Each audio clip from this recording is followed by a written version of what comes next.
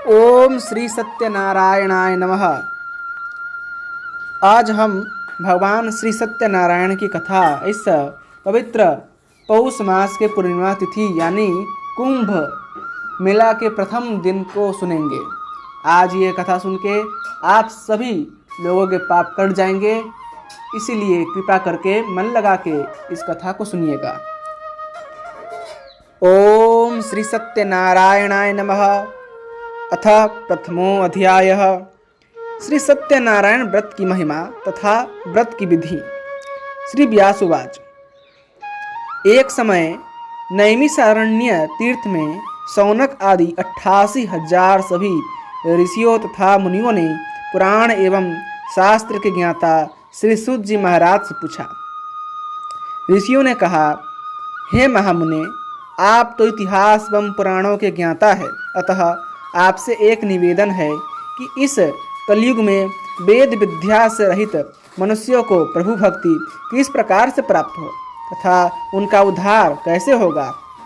इसलिए हे मुनि श्रेष्ठ, कोई ऐसा तप कहें, कोई ऐसा व्रत कहें, कोई ऐसा अनुष्ठान कहें जिससे थोड़े ही समय में पुण्य मिल सके और मनोवांछित फल की भी प्राप्ति हो सके। हमारी सुनने की प्रबल इच्छा है। सर्वशास्त्र ज्ञाता श्री सूत जी ने कहा, हे ऋषियों, आप सबने सभी प्राणियों के हित के लिए यह बात पूछी है, क्योंकि परोपकार ही तो संतों का लक्षण है। इसलिए उस श्रेष्ठ व्रत को आप लोगों से कहूँगा जिस व्रत को नारद जी ने भगवान कमलापति से पूछा था। एक समय योगीराज नारद जी परुणाग्रह कांक्षया यानी दूसरों के हित की इच्छा से अनेक लोकों में घूमते हुए मृत्युलोक में आ पहुँचे। वहाँ अनेक योनियों में जन्मे प्राणी अपने कर्मों के द्वारा अनेकों दुखों से पीड़ित हैं। ऐसा देखकर नारद जी ने मन में विचार किया कि किस यत्न से इन प्राणियों के दुख का नाश हो। ऐसा मन में विचार कर विष्णु लोक को गए। वहाँ श्वेत वर्ण और 4 भुजाओं वाले सबके आधार भगवान नारायण को देखा, जिनके हाथों में शंख, चक्र और गदा और पद्म तथा गले में वनमाला सुशोभित है। नारद जी ने श्री विग्रह के दर्शन कर सुंदर स्तुति करने लगे। नारद जी बोले, हे भगवान, आप अत्यंत शक्ति से संपन्न हैं। मन तथा वाणी भी आपको नहीं पा सकती। आपका आदि मध्य अंत भी नहीं है। निर्गुण स्वरूप सृष्टि के आदिभूत एवं भक्तों के दुखों को नष्ट करने वाले आप हैं। भगवान, मेरा नमन स्वीकार करें। नारद जी की स्तुति सुनकर भगवान नारायण ने नारद जी से पूछा। श्री भगवान ने कहा, हे मुनिश्रेष्ठ, आपके मन में क्या है? आपका यहाँ किस काम के लिए आगमन हुआ है? निसंकोच कहो, मैं सब कुछ बताऊंगा। नारद जी ने कहा, हे प्रभु, मृत्युलोक में प्रायः अपने अपने पाप कर्मों के द्वारा विभिन्न योनियों में उत्पन्न सभी लोग अनेक प्रकार के दुखों से दुखी हो रहे हैं। हे नाथ, यदि आप मुझ पर दया रखते हैं तो बतलाएं कि उन मनुष्यों के सब दुख थोड़े ही प्रयत्न से कैसे दूर हों। भगवान श्री हरि ने कहा, हे नारद, मनुष्यों की भलाई के लिए आपने बहुत अच्छी बात पूछी है। जिस व्रत के करने से प्राणी मोह से मुक्त हो जाता है, सो मैं उस महान शक्तिशाली व्रत को कहता हूँ। श्री सत्यनारायण भगवान का व्रत महान पुण्य देने वाला तथा स्वर्ग एवं मृत्युलोक में अत्यंत दुर्लभ है। श्री सत्यनारायण जी का व्रत पूर्ण विधि विधान से करने पर मनुष्य मृत्युलोक में सुख भोग कर अंत में शरीर छोड़कर मोक्ष को प्राप्त होता है। भगवान के श्री मुख से वचन सुनकर नारद जी ने पूछा। नारद जी ने कहा, हे प्रभु, सत्यव्रत का फल क्या है? क्या विधान है? किसने सत्यव्रत को किया है तथा किस दिन सत्यव्रत को करना चाहिए? सब विस्तार से हमारी सुनने की अभिलाषा है।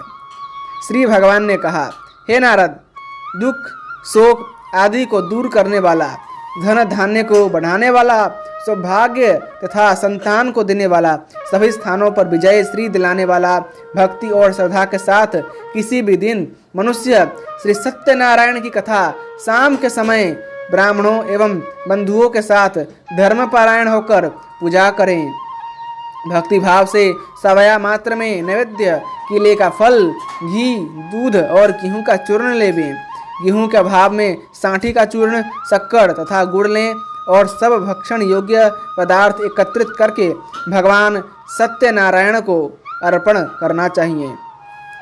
बंधु बांधवों के साथ श्री सत्यनारायण कथा सुनकर ब्राह्मणों को भोजन कराएं एवं दक्षिणा देकर संतुष्ट करें।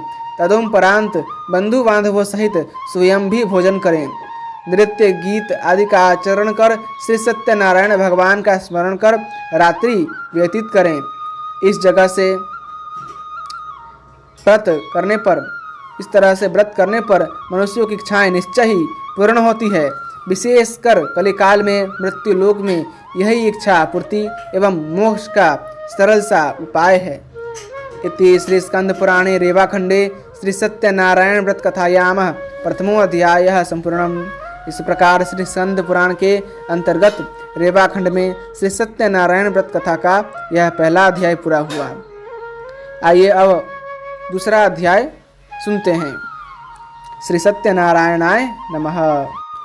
अथ द्वितीयोऽध्यायः निर्धन ब्राह्मण तथा लक्कड़हारे की कथा।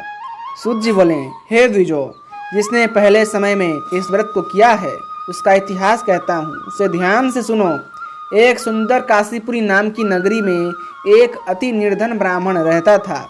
वह ब्राह्मण भूख और प्यास से व्याकुल हुआ नित्य ही पृथ्वी पर घूमता था।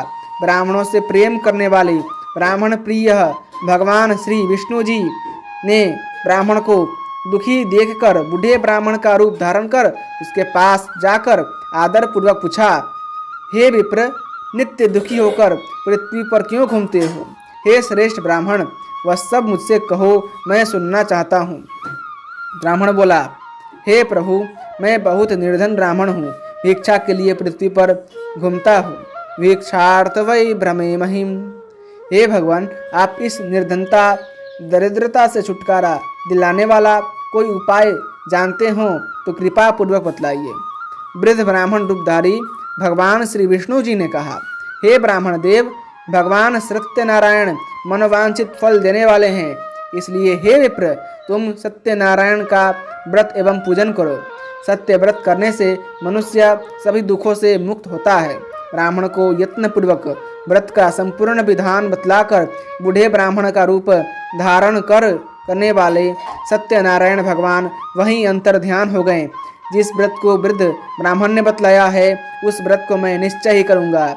यह निश्चय कर निर्धन ब्राह्मण को रात्रो निंदा न लब्धवान, यानी रात्रि में नींद बिल्कुल भी नहीं आई। तदंतर वह ब्राह्मण प्रातः काल उठा, नित्य क्रिया से निवृत्त हो श्री सत्यनारायण जी के व्रत का निश्चय कर भिक्षा के लिए चल पड़ा। भगवान की कृपा से उस दिन उसको भिक्षा में बहुत सा धन मिला, जिससे बंधु बांधवों के साथ उसने सत्यनारायण व्रत किया। इस प्रकार सत्यनारायण की महिमा से ब्राह्मण सब दुखों से छूटकर अनेक प्रकार की संपत्तियों से युक्त हो गया। उस दिन से लेकर प्रत्येक महीने उसने व्रत किया। इस प्रकार भगवान सत्यनारायण के इस व्रत को करके वह श्रेष्ठ ब्राह्मण सभी पापों से मुक्त हो दुर्लभ मोक्ष पद को प्राप्त किया। हे विप्र, पृथ्वी पर जो मनुष्य श्री सत्यनारायण व्रत कथा करता है वह सब पापों से छूटकर दुर्लभ मोक्ष का अधिकारी बनता है। आगे जो पृथ्वी पर सत्यनारायण व्रत कथा करेगा वह मनुष्य सब दुखों से छूट जाएगा। हे ब्राह्मणों, इस तरह नारायण जी के श्रीमुख से कहा हुआ यह व्रत मैंने तुमसे कहा। हे ऋषियों, और क्या सुनना चाहते हो? ऋषियों ने कहा, हे मुनीश्वर, पृथ्वी में उस ब्राह्मण से सुनकर किसने इस व्रत को किया, हम सब वह सुनना चाहते हैं।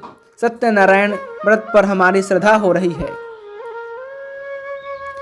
श्री सूत जी बोले, हे मुनियों, पृथ्वी में जिसने इस व्रत को किया है वह सब सुनो।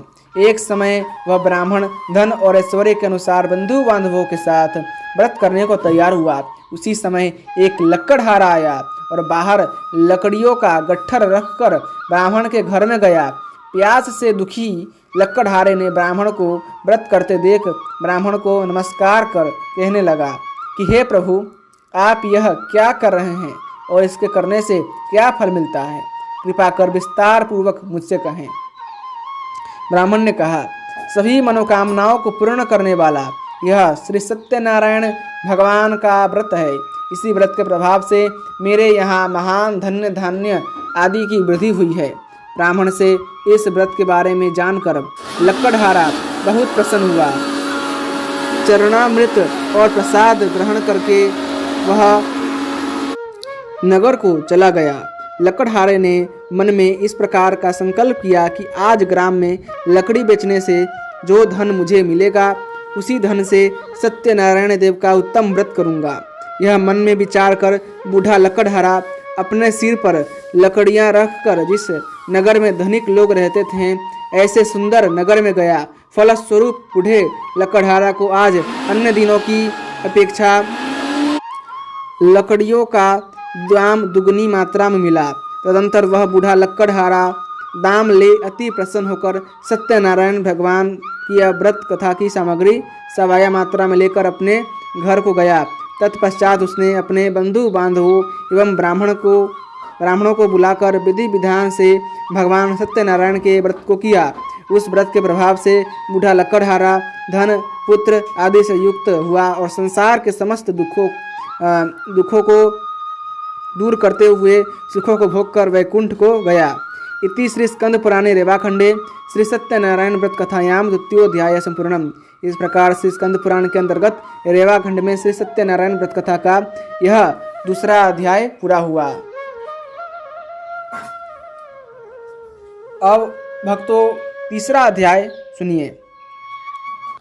अथ तृतीयोऽध्यायः। राजा उल्कामुख साधु वणिक एवं लीलावती कलावती की कथा। सूत उवाच।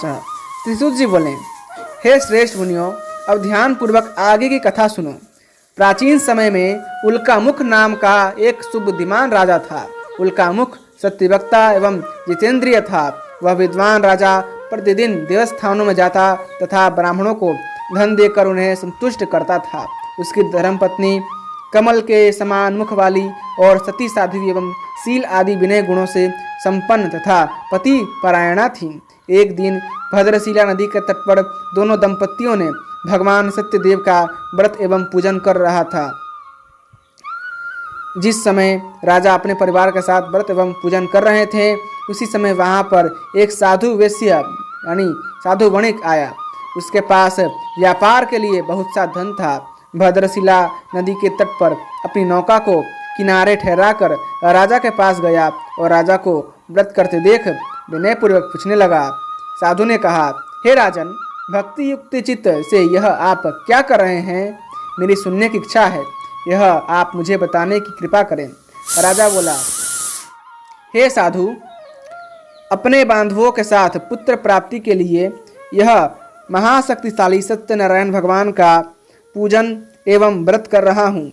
राजा के वचन को सुनकर वह साधु वैश्य आदर के साथ बोला, हे राजन, मुझसे इस व्रत का सब बात विधान कहें। अतः आपके कथानुसार इस व्रत को मैं भी करूँगा, क्योंकि मेरे भी कोई संतति नहीं है। राजा से व्रत का विधान सुनकर साधु व्यापार से निवृत्त हो आनंद के साथ घर गया। साधु ने अपनी पत्नी स्त्री से संतति देने वाले उस उत्तम व्रत का समाचार सुनाया और कहा, जब मेरे संतान होंगी तब मैं इस व्रत को करूँगा। साधु ने ऐसे वचन अपनी पत्नी लीलावती से कहें। एक दिन उसकी पत्नी लीलावती आनंदित हो एवं संसारिक धर्म में प्रवृत्त होकर सत्यदेव की कृपा से गर्भवती हुई तथा समय बीतने पर 10वें महीने में उसके यहाँ एक सुंदर कन्या ने जन्म लिया। वह कन्या दिनों दिन इस प्रकार बढ़ने लगी जैसे शुक्ल पक्ष का चंद्रमा बढ़ रहा हो, इसलिए उस कन्या का नाम कलावती रखा गया। तब लीलावती ने मीठे शब्दों में अपने पति से कहा कि आपने जो संकल्प किया था कि संतान होने पर भगवान सत्यदेव का व्रत करूंगा, सो भगवत कृपा से हमारे यहाँ कन्या ने जन्म ले लिया है। आप संकल्पना के अनुसार उस व्रत को क्यों नहीं कर रहे हैं? तदंतर साधु बोला, हे प्रिय, इसके विवाह के समय व्रत कर लूंगा, जल्दी क्या है? अपनी पत्नी को भली भांति आश्वासन दे वह नगर को गया। इधर कन्या कलावती पितृगृह में वृद्धि को प्राप्त हो गई। साधु ने जब नगर में सखियों के साथ क्रीड़ा करती हुई अपनी पुत्री को विवाह योग्य देखा और तुरंत ही दूत को बुलाकर कहा कि पुत्री कलावती के लिए कोई सुयोग्य वणिक पुत्र खोज कर लाओ। साधु की आज्ञा पाकर दूत कांचन नगर वर्तमान कलकत्ता पहुंचा और बड़ी खोज एवं देखभाल कर कन्या कलावती के लिए सुयोग्य वणिक पुत्र को ले आया। उस सुयोग्य वणिक पुत्र को देखकर साधु वैश्य ने अपने भाई बंधुओं एवं जाति के लोगों के साथ प्रसन्नचित होकर अपनी पुत्री कलावती का विवाह उस सुयोग्य वणिक पुत्र के साथ कर दिया। लेकिन दुर्भाग्यवश विवाह के समय में भी सत्यदेव का व्रत एवं पूजन करना भूल गया। पूर्व में व्रत का संकल्प करने के बाद भी संकल्प पूरा न करने के कारण भगवान सत्यनारायण कुपित हो गए। अपने कार्य में कुशल साधु बनिया अपने दामाद सहित समुद्र के समीप व्यापार करने रत्नसारपुर पहुंचा और वहां चंद्रकेतु राजा के नगर में दोनों ससुर जमाई व्यापार करने लगे। भ्रष्ट प्रतिज्ञ देखकर सत्यनारायण भगवान ने श्राप दे दिया कि इसे दारुण कठिन और महान दुख प्राप्त हो। भक्तजनों, यह क्षेत्र जो यहाँ पे दोनों ससुर जमाई गए थे, जिसका नाम आपने अवश्य सुना, रत्नसारपुर नगरी, वह वर्तमान मुंबई है। एक दिन भगवान सत्यनारायण की महिमा से माया से प्रेरित होकर दो चोर राजा के धन को चुराकर भागे जा रहे थे, किंतु पीछे से राजा के दूतों को आता देख वे दोनों चोर घबराकर भागते भागते धन को वहीं चुपचाप छुपा दिया जहां दोनों ससुर जमाई ठहरे हुए थे। तब दूतों ने उस साधु वैश्य के पास राजा के धन को रखा देखकर दोनों को बांध कर ले गए और प्रसन्नता से दौड़ते हुए राजा के समीप जाकर बोले, ये दो चोर हम पकड़कर ले आए हैं, आप देखकर आज्ञा दें कि राजा की आज्ञा से उनको कठिन कारावास में डाल दिया। भगवान सत्यदेव की माया से किसी ने उन दोनों की बात नहीं सुनी और राजा चंद्रकेतु ने उन दोनों का धन भी ले लिया। सत्यदेव के कुपित होने से इधर साधु वैश्य की पत्नी और पुत्री कलावती भी बहुत दुखी हुई और घर पर जो धन रखा था चोर चुरा कर ले गए। वह लीलावती शारीरिक तथा मानसिक पीड़ाओं से युक्त हो, भूख और प्यास से दुखी हो, अन्न की चिंता से दर दर भटकने लगी। कन्या कलावती भी भोजन के लिए इधर उधर प्रतिदिन घूमने लगी। एक दिन भूख प्यास से अति दुखित हो अन्न की चिंता में कलावती एक ब्राह्मण के घर गई। वहां उसने सत्यनारायण व्रत को होते हुए देखा। वहां बैठकर उसने कथा सुनी और वरदान मांगा। तदंतर प्रसाद ग्रहण करके वह कुछ रात होने पर घर को गई। माता लीलावती ने कलावती से कहा, हे पुत्री, दिन में कहाँ रही तथा इतनी रात तक कहाँ रुक गई थी और तेरे मन में क्या है? कलावती बोली, हे माता, मैंने एक ब्राह्मण के घर मनोरथ प्रदान करने वाला सत्यनारायण का व्रत देखा है। पुत्री के वचन सुनकर लीलावती भगवान के पूजन की तैयारी करने लगी। लीलावती ने परिवार और बंधुओं सहित भगवान का पूजन एवं व्रत किया और वह वर मांगा कि मेरे पति और दामाद शीघ्र ही सकुशल लौट आएं और प्रार्थना की हम सबका अपराध क्षमा करें। भगवान सत्यदेव इस व्रत से संतुष्ट हुए और राजा चंद्रकेतु को स्वप्न में दिखाई दिए और बोले, हे राजन, दोनों बंदी वैश्य प्रातः काल ही छोड़ दो और उनका सब धन जो तुमने ग्रहण किया है वह लौटा दो, नहीं तो तुम्हारा सब धन राज्यपाट आदि सब नष्ट कर दूंगा।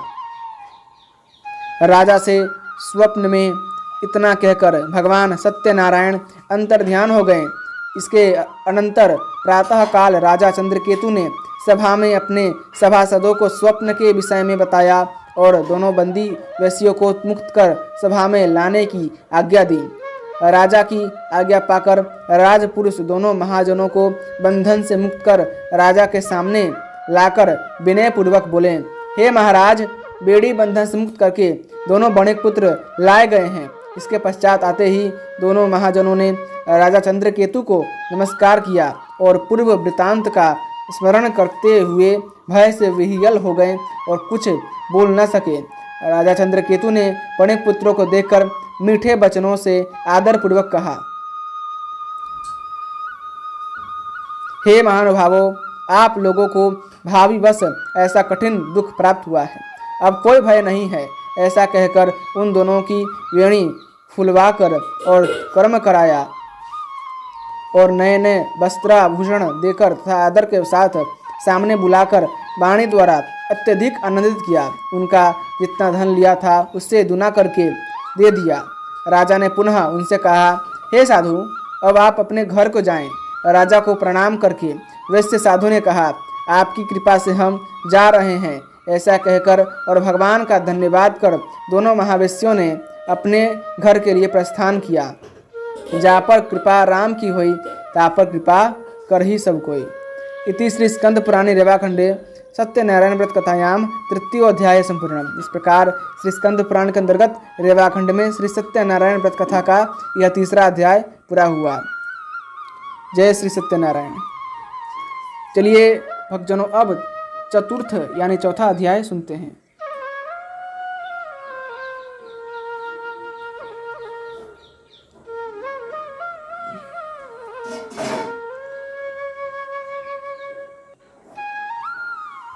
अथ चतुर्थो अध्याय असत्य भाषण तथा भगवान के प्रसाद की अवहेलना की परिणाम।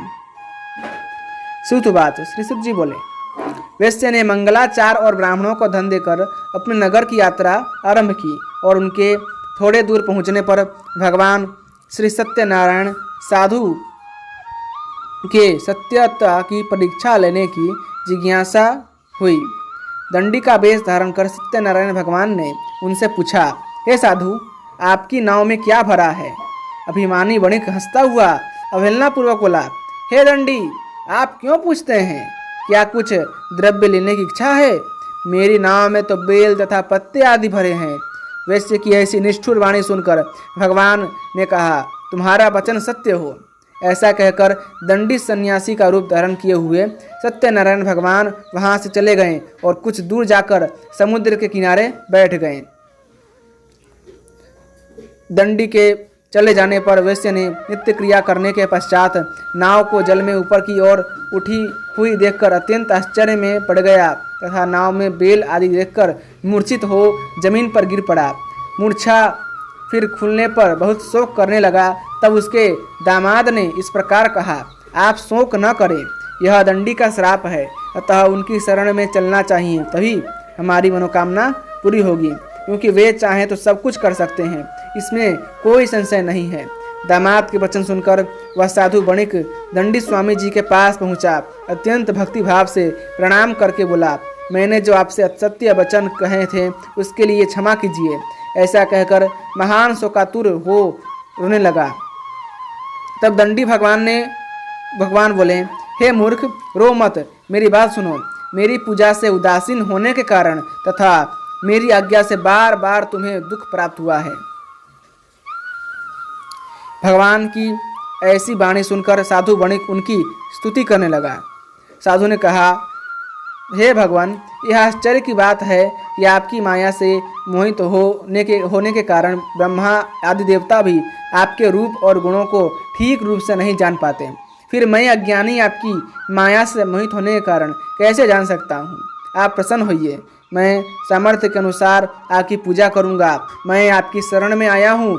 मेरा जो नौका में स्थित पुराना धन था उसकी तथा मेरी रक्षा करें और पहले की तरह मेरा सामान नौका में भर जाए। उसके भक्ति युक्त वचन सुनकर भगवान जनार्दन संतुष्ट हो गए। भगवान श्री हरि उसकी इच्छानुसार वर देकर अंतर्ध्यान हो गए। तब उन्होंने नाव पर आकर देखा कि नाव धन से परिपूर्ण है। तब भगवान के प्रति कृतज्ञता प्रकट की और वह स्वजनों के साथ भगवान सत्यदेव का पूजन किया और नाव को यत्नपूर्वक संभाल कर साथियों सहित अपने नगर को चला। साधु वणिक ने अपने दामाद से कहा, वह देखो, मेरी यत्नपुरी नगरी दिखाई दे रही है। इसके बाद उसने अपने धन के रक्षक दूतों को अपने आगमन का समाचार देने के लिए अपनी नगरी में भेजा। तत्पश्चात उस दूत ने नगर में जाकर साधु की भार्या को देखकर हाथ जोड़कर प्रणाम किया और उसके अभिष्ट की बात कही कि साधु अपने दामाद सहित बहुत सा धन लेकर इस नगर के समीप आ गए हैं। ऐसा वचन सुन लीलावती ने बड़े हर्ष के साथ सत्यदेव का पूजन कर पुत्री से कहा कि मैं अपने पति के दर्शन करने जाती हूँ, तुम कार्य पूर्ण करके शीघ्र आना। माता का ऐसा वचन सुनकर कलावती व्रत को समाप्त करके प्रसाद वहीं छोड़ पति के दर्शन के लिए चली गई। प्रसाद की अवज्ञा के कारण सत्यदेव ने रुष्ट हो उनके पति को नाव सहित पानी में डुबो दिया। तत्पश्चात कलावती अपने पति को न देखकर रोती हुई महान शोकातुर होकर जमीन पर गिर गई। इस तरह नौका को डूबा हुआ तथा कन्या को रोता देख साधु दुखित हो मन में विचार करने लगा, यह क्या आश्चर्य हो गया। नाव का संचालन करने वाले भी चिंतित हो गए। लीलावती भी कन्या को व्याकुल देखकर विह्वल हो गई और अत्यंत दुख से विलाप करती हुई अपने पति से इस प्रकार कहने लगी, अभी अभी नौका के साथ दामाद कैसे अलक्षित हो गया। न जाने किस देवता की उपेक्षा से नौका हरण कर ली गई है, अथवा श्री सत्यनारायण की महिमा कौन जान सकता है। ऐसा कहकर स्वजनों के साथ विलाप करने लगी और कन्या कलावती को गोद में लेकर रोने लगी। कलावती कन्या भी अपने पति के नष्ट हो जाने पर दुखी हो गई और अपने पति की पादुका लेकर उनका अनुगमन करने के लिए उसने मन में निश्चय किया। कन्या के इस प्रकार के आचरण को देखकर पत्नी सहित वह साधु वणिक बहुत दुखी हुआ और विचार करने लगा, या तो भगवान सत्यदेव ने दामाद के साथ धन दाने से भरी इस नौका का अपहरण किया है, अथवा हम सभी उनकी माया से मोहित हो गए हैं। हे प्रभु, अपनी धन शक्ति के अनुसार मैं आपकी पूजा करूंगा। सभी के सामने साधु ने अपने मन की इच्छा प्रकट की और बारंबार भगवान सत्यदेव को दंडवत प्रणाम किया एवं प्रार्थना की कि हे प्रभु, मुझसे या मेरे परिवार से जो भूल हुई उसे क्षमा करो। उसके दीन वचन सुनकर भगवान दीननाथ को दया आ गई और आकाशवाणी के द्वारा कृपा पूर्वक बोले, हे साधु, तेरी कन्या ने मेरे प्रसाद को छोड़कर अपने पति को देखने चली आई है। निश्चय ही यही कारण है कि उसका पति दिखाई नहीं दे रहा है। यदि घर जाकर प्रसाद ग्रहण कर आए तो तुम्हारी पुत्री निश्चित रूप से पति को प्राप्त करेगी, इसमें संशय नहीं है। आकाशवाणी को सुन कलावती ने शीघ्र घर पहुंचकर प्रसाद ग्रहण किया और पुनः उसने आकर अपने पति का दर्शन पाया। तब वैश्य के परिवार के सब लोग प्रसन्न हुए। कलावती कन्या ने अपने पिता से कहा, अब विलंब क्यों कर रहे हैं, अब तो घर चलें। कन्या की बात सुनकर वणिक पुत्र संतुष्ट हो गया और साधु ने बंधु बांधवों सहित सत्यदेव का विधि पूर्वक पूजन किया और धन तथा बंधु बांधवों के साथ अपने घर को गया। उस दिन से हर पूर्णिमा व संक्रांति एवं विशेष पर्वों में सत्यनारायण भगवान का पूजन करते हुए इस लोक में सुख भोगकर वैकुंठ में चला गया। इति श्री स्कंद पुराणे रेवाखंडे श्री सत्यनारायण व्रत कथायामः चतुर्थो अध्याय संपूर्णम। इस प्रकार श्री स्कंद पुराण के अंतर्गत रेवाखंड में श्री सत्यनारायण व्रत कथा का यह चौथा अध्याय पूरा हुआ। ओम नमो नारायणाय।